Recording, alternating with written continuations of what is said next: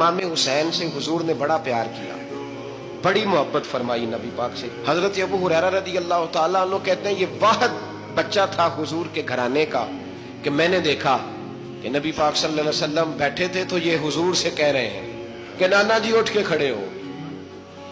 कहते हुजूर खड़े हो गए तो कहने लगे मैंने आपके बराबर जाना है।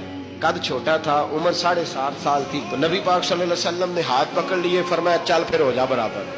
हुजूर ने हाथ पकड़े, ऊपर खींचा तो इमाम हुसैन ने पहले अपने पैर हुजूर के घुटनों पे रखे, फिर नबी पाक के सीने पे रखे, और जब उनका कद सर थोड़ा सा हुजूर से ऊंचा हो गया तो महबूब फरमाने लगे चल बस कर, तूने तो कहा था आपके बराबर होना, तू तो ऊपर निकल गया है। फिर इमाम हुसैन ने जुबान बाहर निकाली तो महबूब उनकी जुबान चूसने लगे, फिर साथ लिटा लिया और उन्हें सूंघने लगे। अर्ज की हुजूर आप हुसैन को सूंघते क्यों हैं? तो फरमाया मुझे हुसैन के वजूद से जन्नत की खुशबू आती है।